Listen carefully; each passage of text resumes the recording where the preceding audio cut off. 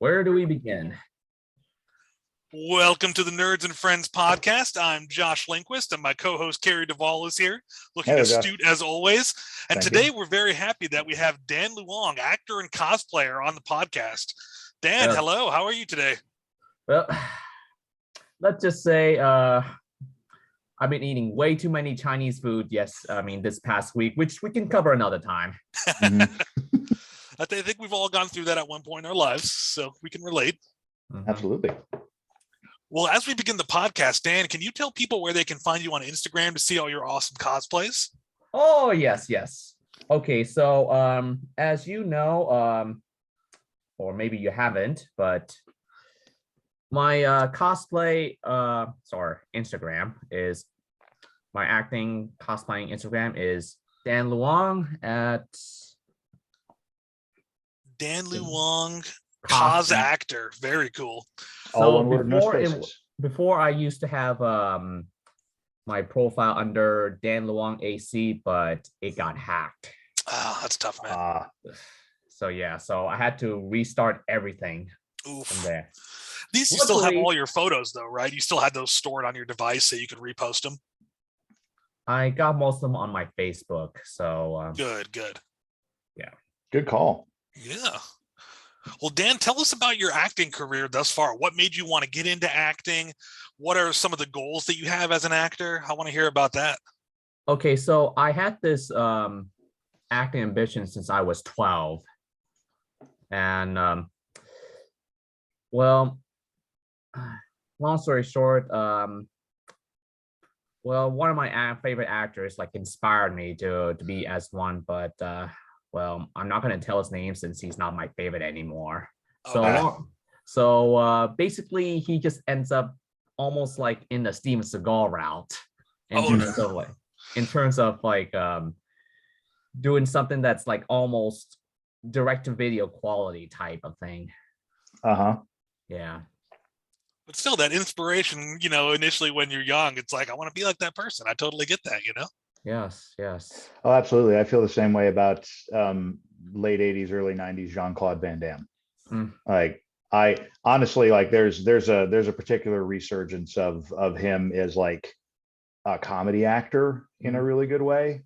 That's been good. But there was definitely that gulf of like there's a lot of people that don't know what to do with the Belgian dude who could kick really high anymore. Well, I mean, I think there's a lot more to JeanClaude Van Damme nowadays than just being straight up martial artist. Absolutely. And he's particularly good at comedy and doing action comedies that basically lambast himself in a really good way.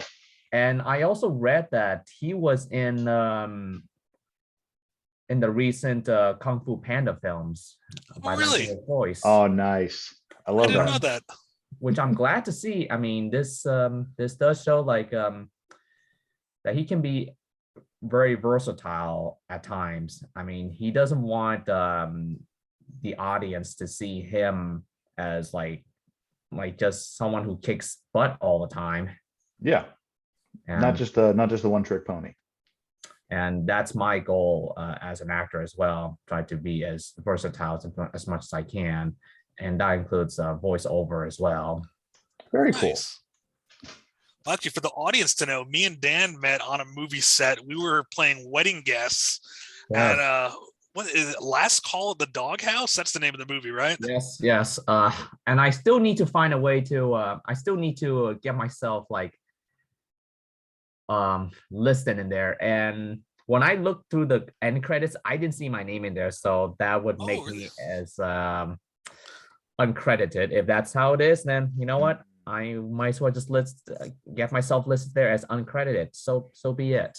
Get that on your IMDb there, boss. Yeah, we got to get it on your IMDb, Dan. I'll help you out with that for sure.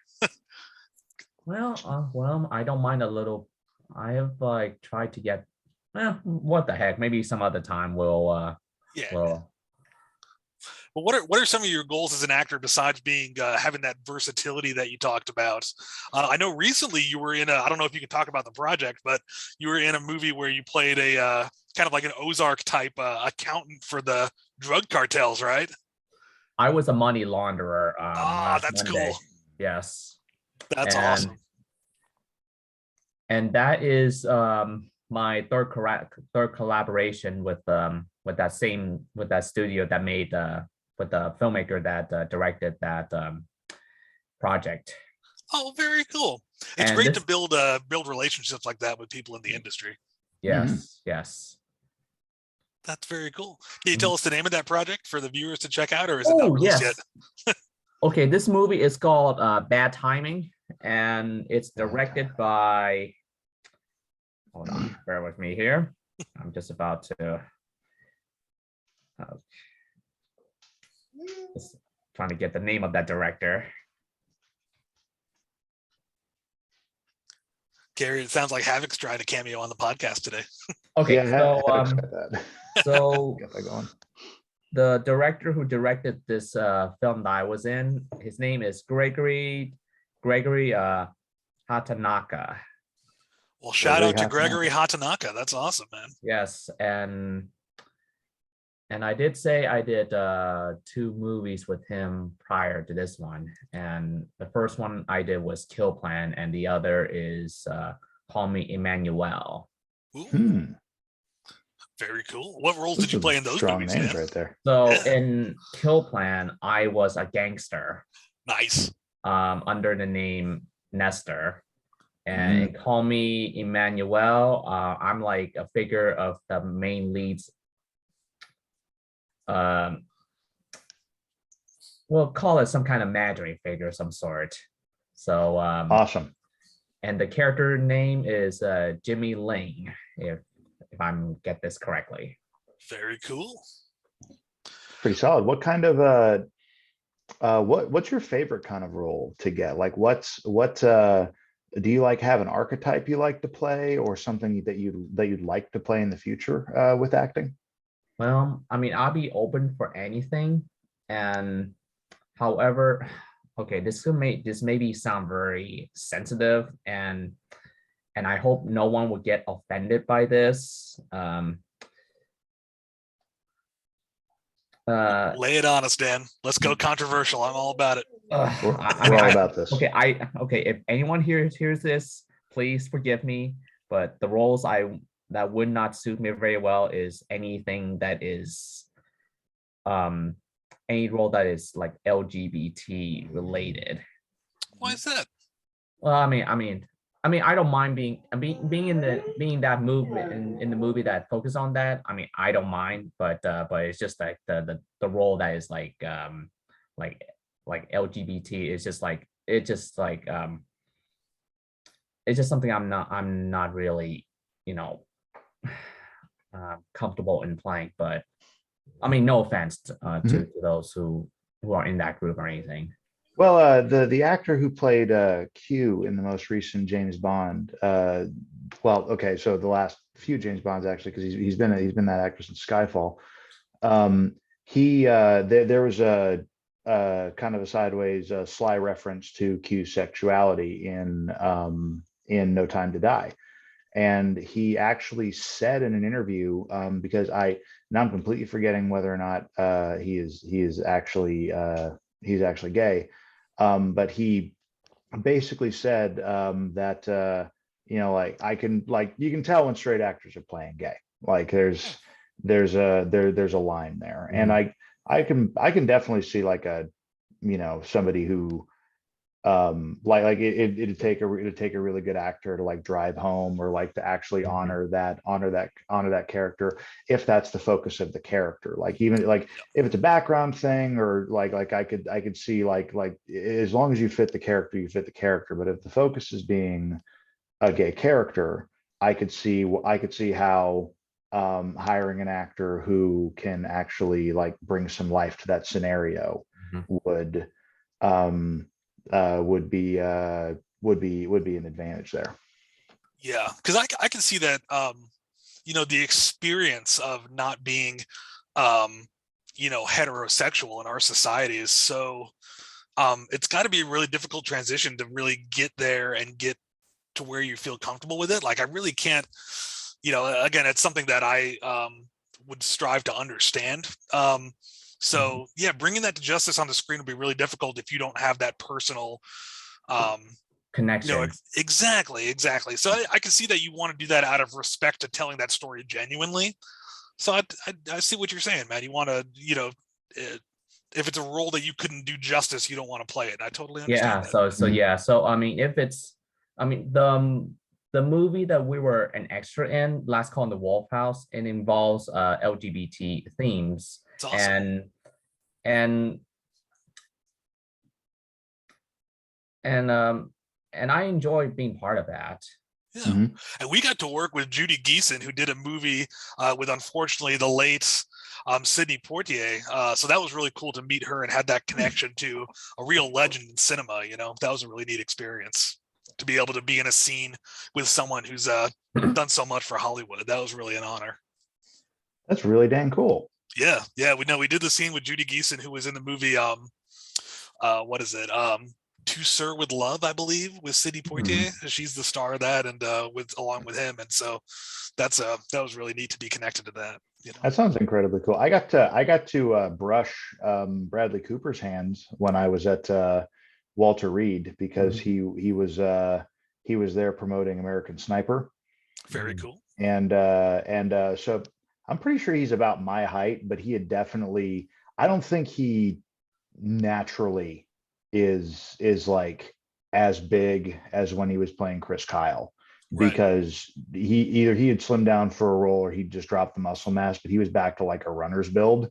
Okay. And it was kind of jarring, because you saw the production photos of him, at like linebacker size. But anyway, like there's just a whole bunch of us broadcast people, like, and he comes down off the elevator, and I just basically like reached over some people and I was like, hey, and he like kind of reached out and we like touched fingers and I was like, yay. I've had a brush with an actor. Rocket Raccoon. I still can't picture him doing that voice for Rocket Raccoon. He's a really versatile voice actor. Yeah, he's really good. I'm impressed. So speaking of versatile, Dan, cosplay. I am fascinated by cosplay, and unfortunately, our other co-host Will, who sews his own costumes and does some cosplay and does a lot of art, isn't here. But I'm fascinated to learn what kind of things you like to cosplay as, and what got you into that. Okay, so cosplaying, I started 11 years ago. That was during the opening night of Harry Potter and the Deathly Hallows Part 2. Oh, awesome. Nice. And I was, of course, Harry that night. And dang it. I just wish I have a photo of that during that night. It's okay. That's the first one. You got it up here. It's sentimental. Yes. But I still have the ticket from that night, though. Oh, that's cool. Awesome. Yes. So now, before that, what got me into cosplaying was like I read and heard stories about people dressing up for Star Wars opening nights, and okay, I didn't really notice about at that time, but there was one episode of The Simpsons that shows people dressing up for Cosmic Wars, which is a parody of Star Wars. Okay. And that got me thinking about, like, dressing up.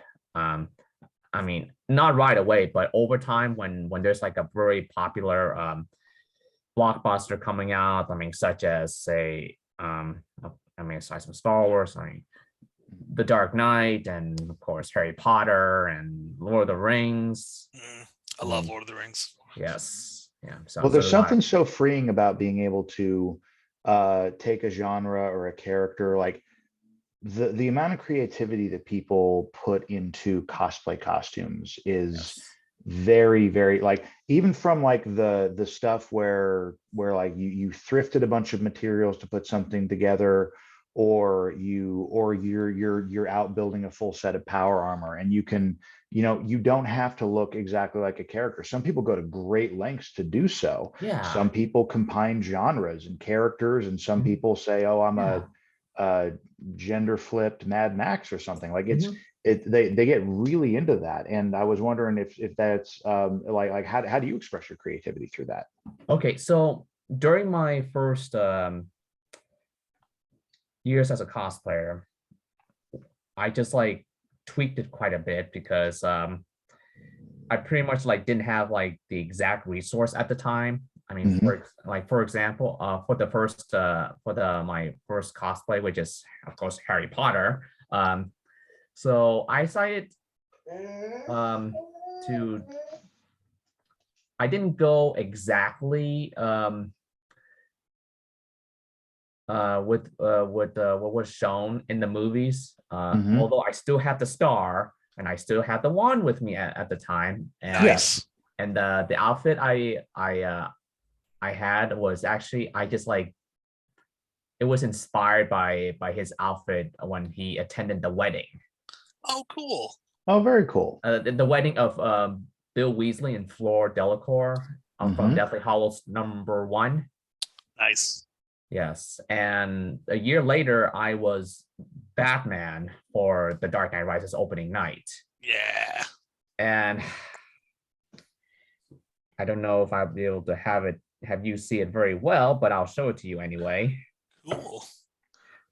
And all of our viewers who are listening in, you can check out Dan Luong, COS actor, on Instagram to see all of his awesome cosplays. Just want to throw that out for the viewers. Actually, that it doesn't have that in there since my previous profile, got jacked. Yeah. Or hijacked. How you want to call it? Hacked, bamboozled. That's tough, man. I'm sorry that happened. There's been a lot of scams going around. I've noticed since I published my book, I've had a lot of people trying to get me to send them money to promote my book and stuff like that. It's been lots of scams I've had to be wary of. Yes. Okay, so if I can find that.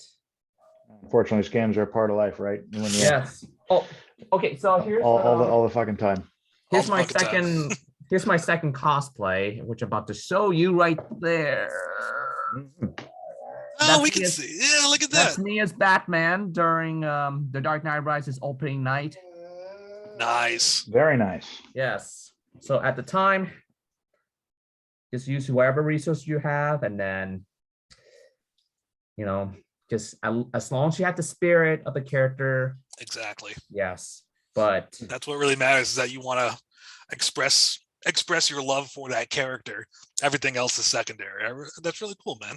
Yeah. Well, that's kind of the cool thing about any character, like when it comes down to like comics. Like actually one of my favorite like standalone trade paperbacks of comics was Batman Year 100.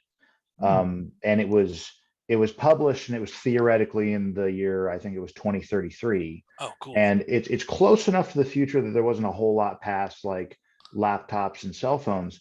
But it actually had this implication that it was basically like an alternate DC universe, but it had this implication that Bruce Wayne had basically been like a mid to late 30s like guy, and he just basically hadn't aged, even though it didn't expressly say that, but it did like imply that. But the cool thing about what this writer and artist actually did was they made this incredibly stripped down version of the Batman costume and his gadgets, where they made it that like they made him kind of look like a luchador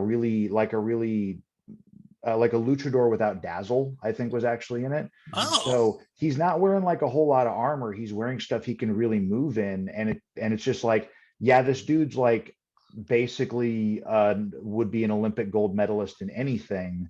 And what's this utility belt actually going to be? Like, he's going to have caltrops, he's going to have a protein bar. Like it was just super interesting. But I love how you can take a character and like interpret it in a different way. And that kind of sounds like, and that's kind of the cool thing you can do with cosplay. Like, this is what I got handy, but like, here's my backstory for why Batman is t-shirt and cape Batman, because this is first Batman, motherfucker, and we're going to get after it. I love it. However, when Star Wars The Force Awakens came out, that's when I realized that I need to upgrade my cosplay a little bit to make it as closer to the original source as I can. So this is Jedi me Dan as Luong. this is me as well, my as young Obi-Wan Kenobi, or at least my version of it. The Force is strong with that photo, Dan. I like it. Looks really good. So now you asked what kind of characters I cosplay. So basically, for the most part, I cosplay anime characters because as an Asian American actor, I feel that the Hollywood system is has been tarnishing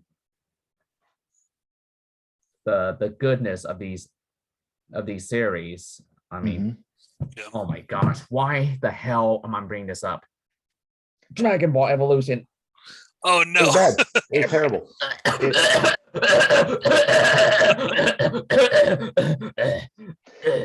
It should not have been like that. So we actually talked about that a good deal on here, where one of the cool things about the era of now is you have these kids who grew up very much in love with certain genres and specific properties that want to go out and do them justice, or people that have come up in the industry. And I won't say it's the specific reason would be to they want to make Game of Thrones into a TV show or something, but you have people that are making things specifically with love and that are given an environment where they can do that, as opposed to something being made because it's a property that we have and we have to do something with it, which is what Dragon Ball Evolution felt like. It was all right, cool, we're gonna none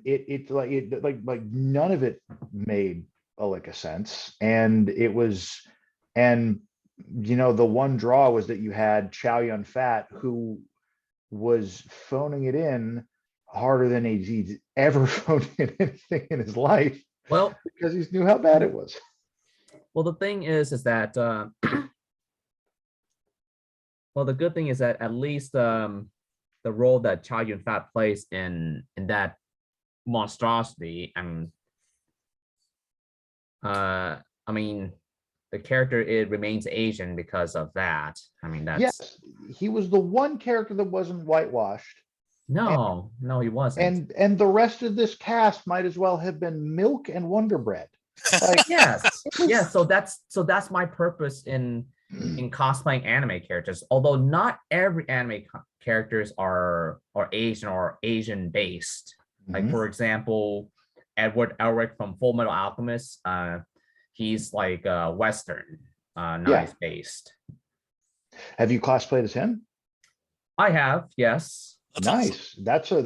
That's a fun cosplay to do. I watched Fullmetal Alchemist back in college. Although my favorite is Roy Mustang, which I did cosplay him during 2019 Anime Expo. That's awesome. Absolutely. That's a great costume too. The Josh, if you haven't seen Fullmetal Alchemist, the uniforms in that show are fantastically well done. Oh, cool. And Colonel Mustang is he's fantastically costumed, and I would assume as long as you could find a blue uniform and a blue overcoat, and the gloves would probably be the white gloves with his alchemical circle on the back would probably be the hardest part. But outside of that, it's just a sharp character design the whole way through. Nice. And also regarding Fullmetal Alchemist, I would recommend that show for anyone who loves Harry Potter. Oh, really? Oh, yeah. That's awesome. Okay. Because it has elements that is not too different from the Wizarding World franchise. Oh, that's cool. It's an interesting concept. I found one of those things that I really enjoy, and it's also one of those things I don't think I've gotten to talk about on here. Like I have this unabashed love for the fact that with because I haven't watched a great deal of anime in a long time, but there is something about this is going to be cool, so just accept that it works vibe. Like there's it's like anime is very good at soft world building. Like Yes. they don't have to have the Tolkienian annexes of here is the full history of the line of the Dunedain, but they will have a Dunedain, and you will have somebody who like explains what a Dunedain is, and then you guys just go with the fact that this guy's 80 and awesome. And they like it does a really good job of that. And Fullmetal Alchemist is actually one of those like really well built worlds where it's like you're going to jump in, there's people that can use old school alchemy symbols the way that alchemists were trying to make them happen to actually transmute things. That's and cool. Then you got to figure out like, you know, what the fuck are the consequences of this? Like what are people trying to do with this that's unethical? And it's very, very cool. That's awesome. Mm-hmm. I mean, I've checked that out. Now, if you don't mind me interrupting a little bit here. Of Interrupt course. away, man. It's you're the guest. You should Go for it. You can So however you want. I mean, ever since I got into anime and into the convention scenes, particularly the anime convention scene, you know, I just realized, I mean, I've been realized throughout those years that the Hollywood system right now is just completely broken. Well, what I'm saying is that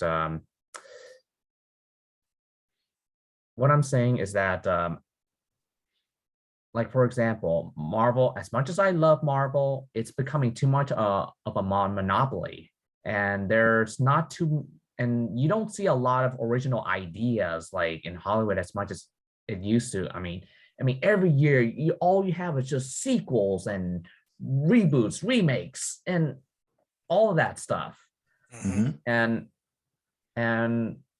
And in the anime world, I mean, yes, there are some recycled stuff, but at least there's some new stuff like every year.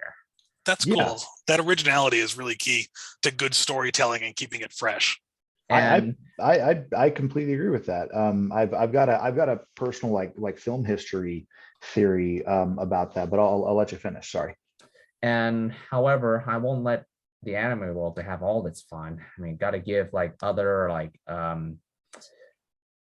forms of entertainment like a chance, like the K entertainment, K dramas, and all that stuff. Yeah. And my brother's really into that stuff.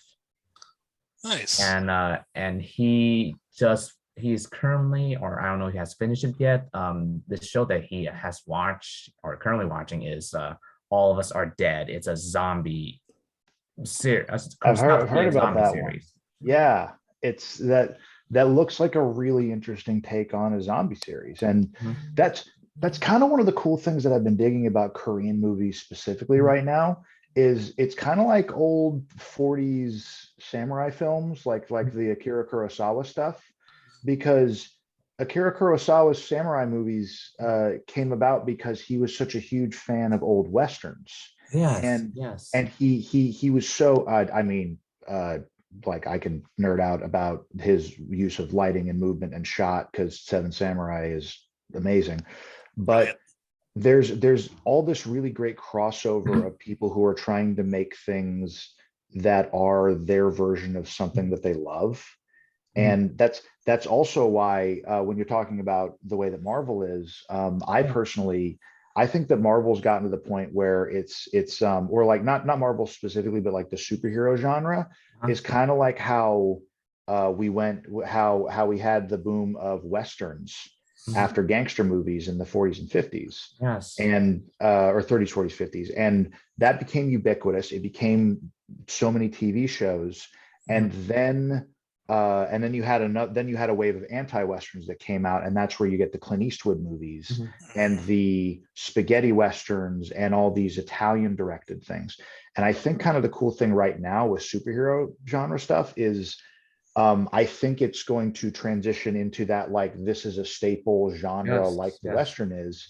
And I hope the thing that takes over now that like really big budget effects driven stuff has become ubiquitous. I hope the thing that takes over is like really good high fantasy made for the screen. Yes, that would be awesome. So, so the only way that so you're what you're referring to is that someday the Marvel movies may just like burn out and something will take its place or something like that.